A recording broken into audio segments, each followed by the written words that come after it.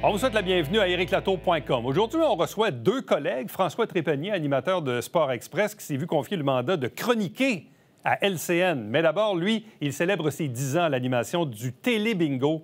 Et je parle ici d'Alain Rameau.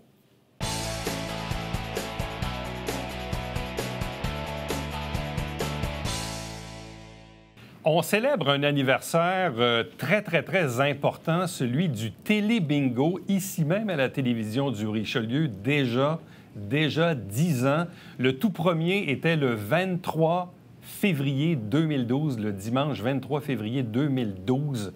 Et c'est toujours le même animateur, c'est Alain Rameau. Salutations, bonjour. Salut, Éric. Le maître de jeu. Oui, exactement. Depuis 10 ans, ça a passé vite. Mais toi, t'as pas vieilli, là. C'est quelque chose qui s'est passé. Ah, il a vieilli. Il a vieilli un peu? Il a vieilli. Mais c'est quand même phénoménal parce que c'est ça, j'étais chez moi la semaine passée. Je dis, hey, il me semble que le Télé-Bingo, ça doit bien faire 10 ans, comme de fait. Ah, bon, oui. le calcul était bon. Puis pourtant, on dirait que c'était hier. Ah oui, c'est ça, comme je te disais, ça a passé extrêmement vite. Ça, je me souviens des débuts, là, on était fébrile. Puis, c'est 10 ans qu'on a une bonne équipe. Fait qu'on a du plaisir à faire ça. Puis les gens ont du plaisir à jouer aussi.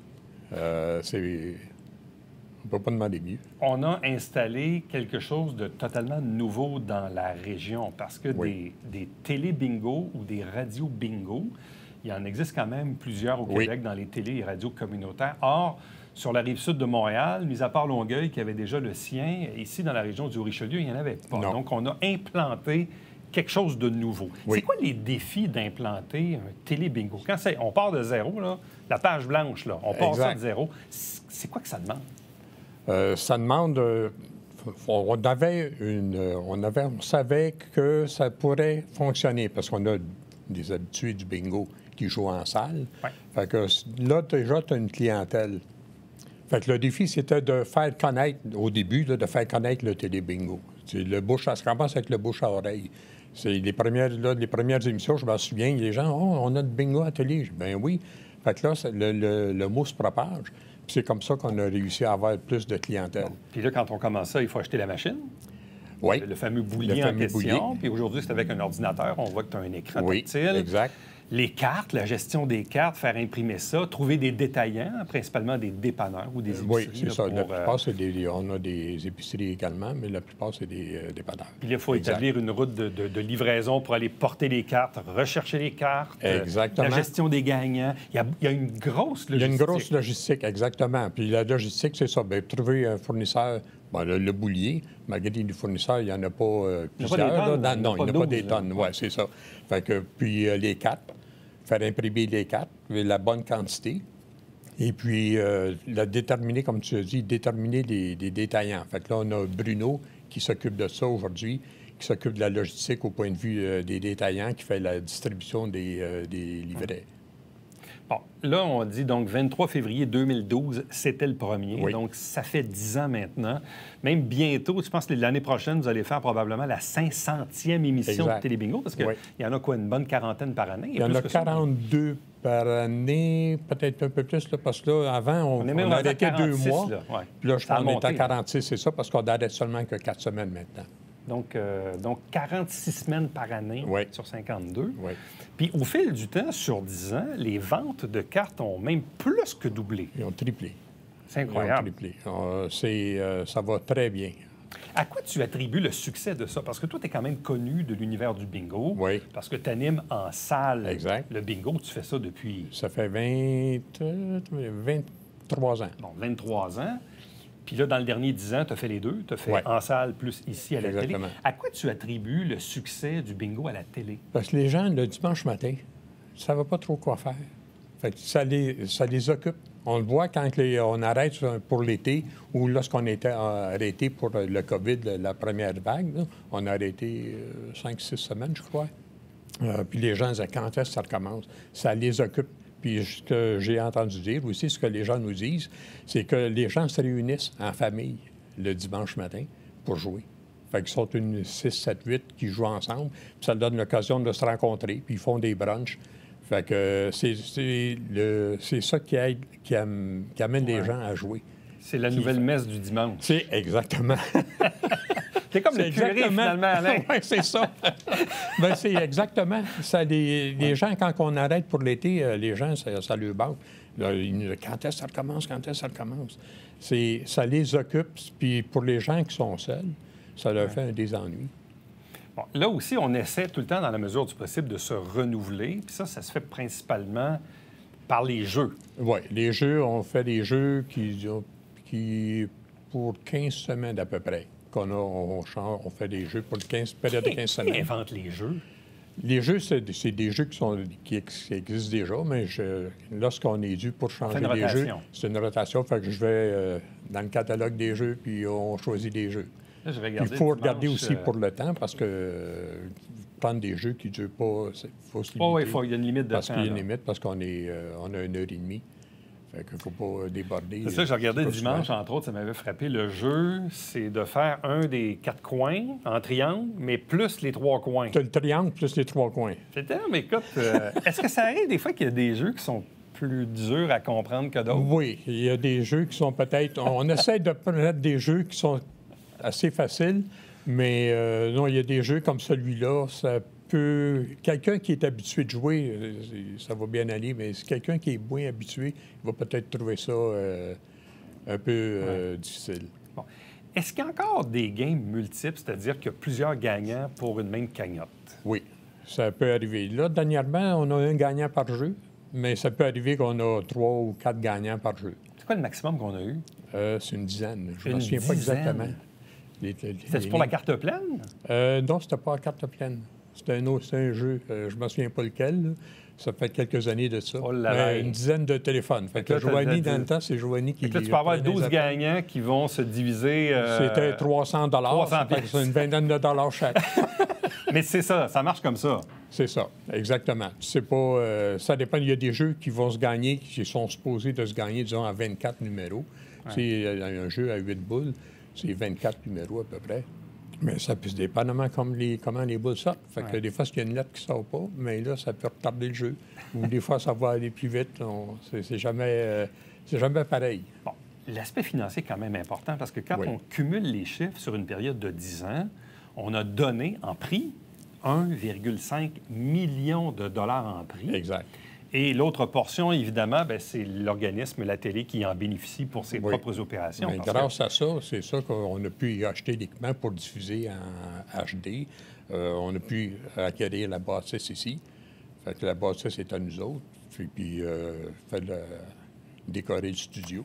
Mais ça, c'est important que les gens fassent le lien entre les deux parce que le bingo, évidemment, est au bénéfice du public qui remporte des prix. Exact. Évidemment, comme c'est géré par un organisme à but non lucratif qui est la télévision du Richelieu, c'est l'organisme qui en bénéficie pour ses opérations. Et moi, je le dis souvent, si la télévision du Richelieu n'avait pas eu le télé-bingo il y a 10 ans, on serait probablement peut-être même plus en ondes aujourd'hui. Exact. Faire rouler une télévision coûte quand même énormément cher, si ce n'est qu'en équipement à la base. Là. Donc, c'est vraiment c'est bon pour la collectivité parce que ça permet d'avoir un média qui est en santé financièrement. Exact. Et de l'autre, ça permet des rencontres le dimanche matin en famille. Exactement. Puis ça permet des gens qui gagnent. Les gens viennent chercher leur chèque le lundi matin, puis ils sont très heureux d'avoir leur chèque. As-tu des anecdotes particulières, des trucs qui sont arrivés sur 10 ans, des gagnants particuliers, des situations anecdotiques? Il y a des gens qui vont, surtout quand c'est la carte pleine, mais même un jeu à 300 des fois, quand c'est la première fois que la personne gagne, les gens sont nerveux, puis ils sont tous énervés, puis ça crie. Il y a des fois, il y en a qui sont choqués parce qu'ils n'ont pas gagné. S'ils appellent, puis la boule n'est pas sortie ou quelque chose comme ça. On a des deux, mais plus des heureux. Y en a-tu des fois aussi qui, malheureusement, vont se tromper de semaine dans leur carte? Oui. Ils vont prendre une vieille carte ou une carte d'une semaine, puis que là, oups, ils pensent qu'ils gagnent, mais dans le fond, c'est arrivé une fois qu'il y a une personne qui avait appelé, puis c'était la carte de la semaine d'avant. Malheureusement, elle était bien déçue. Mais ça, c'est arrivé. Puis moi, j'ai fait des bourdes aussi. Des fois, oui? Raconte-nous ça. Qu'est-ce que oui, regardons ça. C'est comme au début, quand je dis, lorsque vous nous appelez, si vous accédez à la boîte vocale, vous raccrochez et rappelez de nouveau. Et lors de votre appel, baissez le volume de votre téléviseur. OK. À ce moment-là, je vous dis, baissez le volume de votre véhicule. C'est des bourdes, ça m'arrive d'autres. Il y a des fois que je m'accroche dans mes mots, mais ça fait le plaisir de... Mais là, est-ce que après 10 ans, là, où tu es en ondes quand même à tous les dimanches matins pendant 1h30 de temps, Oui. tu es devenu comme une personnalité publique, là? Bien, ça qu'on se Est-ce que tu te fais reconnaître? Oui. Des fois, des gens Parce que- me bonjour. Là, Hein? ah, ça doit être au bingo. Votre face me dit quelque chose, Oui, c'est ça? exactement. Ou des par la voix, je dis, hey, vous êtes le monsieur du télé bingo? Oui. Oui, on se fait me faire reconnaître, oui. C'était quoi l'impact de la COVID? Parce que je sais qu'en mars 2020, mars-avril, puis là, on connaissait pas trop le virus encore, puis là, la Régie des loteries et des courses a mis comme un holà Oui. là-dessus, même les casinos. Oui. Puis là, on voulait même pas que le monde aille le moins souvent possible au dépanneur pour le petite commission, tellement que, dans le fond, le télébingo a été mis sur la glace pendant quelques semaines. C'était quoi l'impact de la COVID?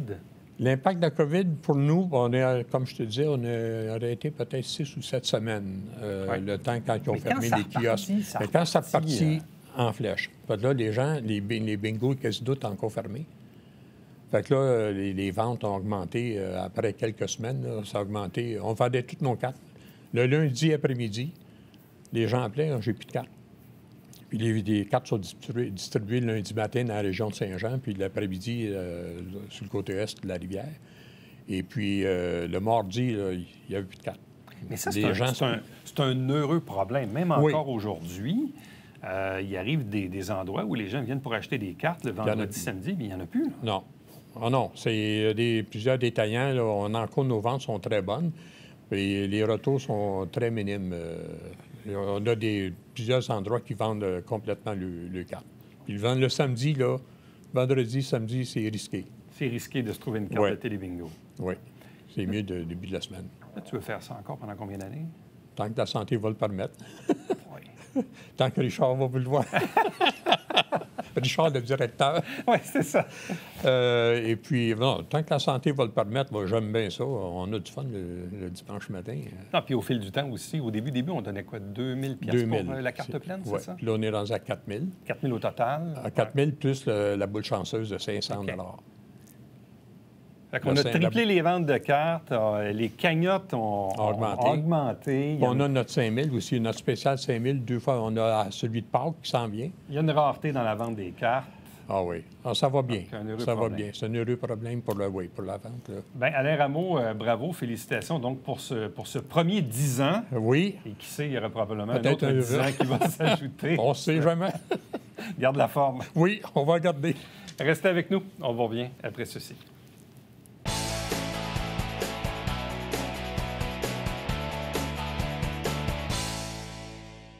Mesdames et messieurs, bon matin et bienvenue à votre télébingo sur les ondes de télévision du Haut-Richelieu. Vous aimeriez jouer au bingo dans le confort de votre foyer? C'est possible. Tous les dimanches matins, 9h30, à la télévision du Haut-Richelieu, maintenant en haute définition au 609. Pour vous procurer les livrets du Télébingo, c'est facile. Consultez la liste de nos 30 dépositaires au www.tvhr9.com.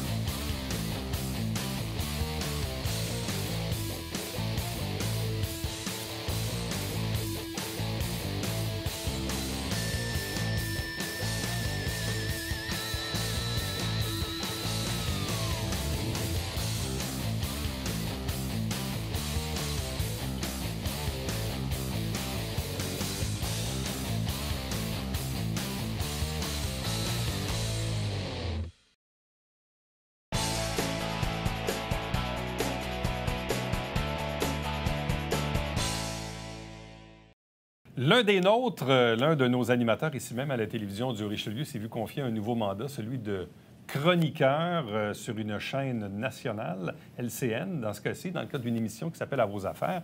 Il est avec nous, c'est François Trépanier. Salutations. Salut, Eric. Bienvenue, félicitations. Merci.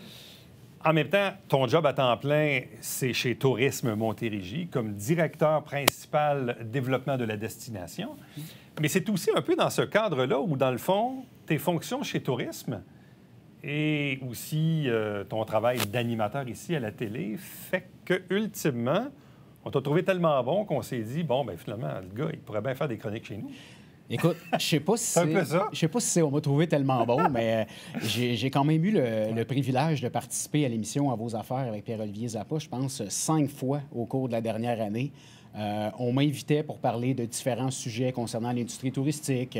Des fois, c'était pour donner des suggestions d'activités durant la semaine de relâche, durant Noël, faire un portrait des cabanes à sucre, parler de ma cabane à la maison l'année passée, de parler justement comment les propriétaires de cabanes à sucre en ont arraché aussi dans les dernières années. Puis Pierre-Olivier est venu aussi cet été. On a fait un topo. On avait gonflé Pico avec les gens de l'International de Montgolfière. On a fait un topo à l'intérieur de Pico avec la Montgolfière au sol. Puis, écoute, je pense que c'est peut-être là que le contact c'est plus fait. Puis, j'ai reçu un appel pas mal de fun dans les dernières semaines. Mais dans le fond, c'est un impact de la COVID. Tout à fait.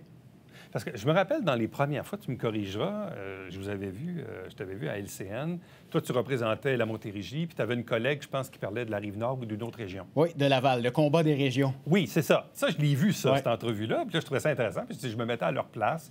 C'est la COVID, les gens n'ont pas tant d'activités à faire, les gens peuvent même plus voyager à l'étranger. Donc, tu sais, ils ont eu un bon flash de faire ce truc-là, de dire, bon, bien, écoutez, voici ce qu'il y a à offrir sur la Rive-Nord et sur la Rive-Sud. Mais de ce que je comprends, il y a eu d'autres collaborations par la suite. Oui, bien c'est ça. J'ai collaboré quelques fois. On dirait qu'ils ont comme eu le réflexe de me téléphoner quand il y avait des enjeux peut-être de l'industrie touristique aussi à commenter. J'ai également participé quelques fois là, aux différents bulletins de TVA Nouvelles, justement pour parler également de dossiers touristiques. Donc, veux pas, par la force des choses, les gens commençaient à me connaître un petit peu là-bas. C'est là qu'on m'a proposé une petite chronique touristique. Mais c'est un bon mix parce qu'en quelque part, il y a ton expertise dans ton champ de compétences qui est celui du tourisme. Ouais. Puis de l'autre, ton talent de communicateur qu'on voit, nous, ici, à la télé depuis plusieurs années. Donc, c'est là où on voit que de jumeler les deux, ultimement, ça devient payant. Là. Tout à fait. Puis, tu sais, comme je l'ai mentionné à plusieurs personnes, tu sais, moi, j'ai jamais eu le but dans ma vie où je suis rendu présentement de dire « Ah, moi, je veux travailler en télé, absolument, Moi, je suis bien à mon travail à Tourisme Montérégie. J'adore mon emploi ici à la télévision du Haut-Richelieu.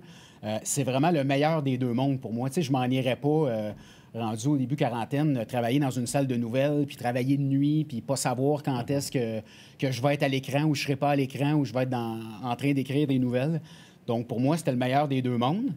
Puis de mettre à profit, comme tu dis, mes talents de communicateur dans une chaîne nationale, veux pas, je ne représente pas Tourisme Montérégie, c'est François Trépanier qui est là, mais au bout de la ligne, c'est quand même le gars de Tourisme Montérégie qui va être à l'écran à tous les vendredis. Bon, parce que l'autre chose, c'est qu'en temps normal, quand tu accordais des entrevues à LCN, c'était dans le cadre de tes fonctions chez Tourisme où tu parlais de la Montérégie et du tourisme. Là, dans le fond, ce qu'on va te demander dans cette chronique-là, c'est de soumettre des activités, des événements, mais à l'échelle du Québec. Tout à fait. Dans le fond, l'entente qu'on a, c'est que ce n'est pas François Trépanier de Tourisme Montérégie, c'est François Trépanier, chroniqueur touristique, qui va être là le vendredi en direct à 18h35 pour parler de quoi faire au Québec ce week-end. Donc, nous, là, ce qu'on a fait, mon directeur général, Mario Leblanc, qui a été très collaborateur, je le remercie. Je le remercie pour ça. A envoyé un courriel à tous les directeurs généraux du Québec pour leur dire, bien, écoutez, François a été sélectionné par LCN pour faire une chronique touristique. Ça va mettre de l'avant non pas l'industrie touristique de la Montérégie, mais l'industrie touristique québécoise. Alors, on invite à tous les responsables, directeurs de communication, responsables des relations de presse, à envoyer de l'information à une de mes collègues à Tourisme Montérégie qui va prendre le temps de tout analyser ça. Également, là, en collaboration avec l'Alliance de l'industrie touristique pour être sûr qu'on est sur la même longueur d'onde pour pouvoir soumettre des sujets à LCN. Et dans le fond, la décision finale revient aux gens de LCN si j'en parle ou si j'en parle pas rendu au vendredi. OK. Fait que dans le fond, il y a un tri qui va se faire. Il y a un appel à tous pour qu'on puisse t'alimenter. Il y a un premier tri qui va se faire chez vous-même. Puis après ça, ultimement, LCN va décider de ce qu'ils mettent ou non. En plein ça, parce que je ne te cacherai pas que là, il était supposé avoir une chronique vendredi passé, mais malheureusement, à cause des manifestations, ça a été annulé. On a annulé complètement la programmation du côté de LCN, mais moi-même, j'ai reçu plusieurs messages de collègues ou d'anciens collègues qui voulaient me donner des différentes idées pour la chronique. Mais là, je les ai référées à ma collègue, mais on ne pourra pas plaire à tout le monde, malheureusement. Et, tu sais, moi, il y a beau avoir un sujet peut-être que je trouverais extrêmement intéressant, mais peut-être que pour LCN, bien, eux aimeraient mieux qu'on aille dans un autre coin du Québec, qu'on touche à une autre clientèle. Alors, ça va être à eux que le mot final va revenir. Mais en même temps, ça peut aussi éviter des soupçons de conflit d'intérêts. C'est-à-dire que des collègues à toi ailleurs au Québec pourraient bien dire « Ah, bien, on sait bien, il va parler de la Montérégie parce qu'il vient de là puis il y a un préjugé favorable. » Or, le fait que LCN décide ultimement du contenu, ça fait un peu ton affaire. Tout à fait, ça fait mon affaire. Comme ça, s'il y a quoi que ce soit, bien, appelez le recherchiste en chef à LCN puis il va vous dire pourquoi. Ouais. Mais d'un autre côté, quand on a discuté avec lui, c'est sûr que le gros de la clientèle aussi est la région de Montréal, la région de la Montérégie, la région de Laval. Donc, c'est sûr que dans mes petits en vrac, à la fin, il va sûrement avoir régulièrement des activités à proximité de Montréal. Ça, c'est sûr. Ça dure combien de temps? Ça va être environ 3 minutes par vendredi. 3 minutes? Oui. Puis tu veux amener à peu près combien de suggestions là-dedans? Bien, j'essaie d'en amener peut-être 3 sujets que je vais pouvoir parler peut-être un petit peu plus en détail rapidement. Puis je veux toujours me garder un en vrac pour dire, bon, mais par exemple, Éric, ce week-end, n'oubliez pas, c'est le dernier week-end de Montréal en lumière. Donc, tu sais, j'ai pas besoin de rentrer dans les détails parce que les gens connaissent un peu plus les grands événements. Donc, peut-être rentrer dans 2 ou 3 sujets un petit peu plus, plus profondément, et les autres, ça va plus être là, des petites idées d'activités rapides. Bon, la chronique, ça te connaît quand même, parce que tu en fais à la radio depuis plusieurs années aussi, toujours dans le cadre de tes fonctions chez Tourisme Montérégie. Tu es à Boom FM, évidemment, à chaque semaine dans l'émission du matin. Depuis combien d'années? Bien, écoute, ça fait plusieurs années que j'ai commencé dans le temps de François Bessette, que ça fait déjà plusieurs années que François n'est plus là non plus. Non, ça fait longtemps. Ouais, 5, 6, 7 ans. Peut-être un petit peu plus que ça, je pense. Wow! Oui. Non, ça va vite. Donc, chronique hebdomadaire à la radio, chronique à la télé, animer un show de télé ici même, avoir un travail à temps plein qui est celui de... Plus qu'à temps plein, des fois même. Ça fait pas mal de choses. Ça fait pas mal, mais écoute, avec la vie de famille, je réussis vraiment à tout bien organiser. Puis, tu sais, souvent, il y en a qui me disent « Ah, mon Dieu, une émission de télé. » Puis, tu sais, c'est pas tant de préparation, ça. Quand tu regardes ça au bout de la ligne, tu sais, oui, on a nos invités pour Sport Express. Je fais mes recherches pour savoir l'actualité un peu comme toi, tu sais, au niveau de l'actualité sportive, qui on invite. Je rentre en contact. Tu sais, maintenant, tu le sais, hein, avec Messenger, on rentre en contact avec nos invités par Messenger. Ils nous envoient des photos. Ça nous permet, rapidement après l'émission, moi, j'envoie tout ça à André Barrière, qui est le monteur de l'émission, avec les super de l'émission, comment on écrit bien le nom, qu'est-ce qu'on écrit, le titre de notre invité, les photos. Puis par la suite, ça va assez rapidement. Je réussis quand même là, à faire un bon ménage avec ça, mais je remercie mes collègues à Tourisme Montérégie, mon directeur général également, qui sont conscients de l'ampleur du travail, puis qui me libèrent des employés également pour m'aider, pour me faire les recherches. Mais ultimement, moi, je pense que c'est bon pour Tourisme Montérégie, c'est-à-dire de voir que l'un de tes employés est à l'avant-plan. Je veux dire, en quelque part, c'est bon. Ça veut dire que tu as du bon monde, puis tant mieux s'ils peuvent avoir de la visibilité, parce qu'en même temps aussi, dans le cadre de tes fonctions, de façon sporadique, tu dois donner des entrevues aussi à Radio-Canada, au 98.5 ou dans d'autres stations de télé ou de radio au Québec, là. Tout à fait. Tu sais, je ne suis plus directeur des communications. Je suis rendu directeur principal au développement. Mais c'était clair avec mon directeur général que c'était moi qui gardais toute la portion de porte-parole de Tourisme Montérégie. Alors, c'est moi qui est appelé à commenter l'actualité régulièrement, que ça aille bien, que ça aille moins bien, qu'on soit en crise, qu'on ne soit pas en gestion de crise. Alors, c'est pas tout le temps... tu sais, souvent, les gens vont dire « Ah, crème, c'est le fun, hein? T'es souvent à la télé, t'es souvent à la radio. » Bien, oui, c'est le fun, sauf que c'est pas toujours pour aller parler d'activités à faire. Tu sais, des fois, on doit se mouiller sur des sujets qui sont un petit peu moins intéressants, mais ça fait partie du travail, ça aussi. C'est quand la première fois que tu as fait une chronique à la radio, une entrevue, une chronique ou une animation à la télé? Tu sais, quand tu remontes, là, le temps passe vite. Là. Bien, écoute, c'est mais la première fois. Au niveau de l'industrie touristique, tu parles? Bien, industrie touristique, ma première chronique télé, ça a été avec toi, ça, c'est sûr et certain, ici à l'émission Éric Latour. Écoute, ça fait 11 ans que je suis à Tourisme Montérégie, donc ça fait 11 ans que j'ai donné ma première entrevue où j'ai parlé de l'industrie touristique. Et c'est avec le 103.3 à Longueuil, la radio de Longueuil, que j'avais commencé, où je faisais une chronique hebdomadaire également au 103.3 à mes débuts à Tourisme Montérégie, pour parler d'activités à faire là, dans la région. Mais tu as fait quoi dans la jeune vingtaine? Écoute, moi, avant de travailler... Avant d'être au Tourisme Montérégie? Avant de travailler à Tourisme Montérégie, je travaillais 1 an ici à Tourisme au Richelieu, l'Office du tourisme, où j'étais également au développement de la destination du Haut-Richelieu. Et auparavant, j'ai travaillé 4 ans en communication financière. Oui, c'est vrai. Donc, je travaillais dans une boîte où on représentait des compagnies publiques qui sont à la bourse auprès des investisseurs et auprès des médias partout à travers l'Amérique du Nord. Donc, moi, je m'occupais du volet médias. Donc, j'ai voyagé. C'était jet set, Éric. Je voyageais dans des jets privés, des avions privés avec des présidents de compagnie. On allait à New York, on allait à Vancouver, on allait à Calgary. Et moi, je m'occupais vraiment d'être le lien entre les médias et le président de la compagnie. J'ai déjà accompagné, par exemple, Sophie Brochu, qui est maintenant PDG d'Hydro-Québec, à New York pour une présentation. Fait que ça reste dans mes beaux souvenirs. Fait que le côté jet set, il vient de là. Ouais, mais moi, je suis pas trop au jet set. Écoute, si on regarde le jet set au niveau du sport express, je dois le donner à Alexandre Baudouin, qui, lui, est très jet set.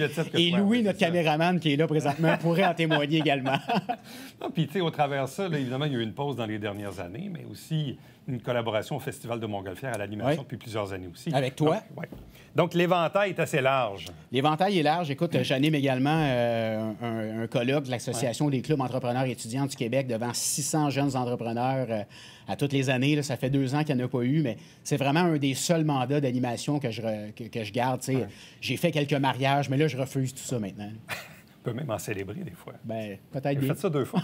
Oui, c'est vrai. J'ai pas eu beaucoup de succès. C'est vrai, les gens sont divorcés. François Trépanier, merci beaucoup, puis bonne chance dans ce nouveau mandat de chroniqueur. Merci beaucoup, Éric. Salut. Reste avec nous, on vous revient après ceci.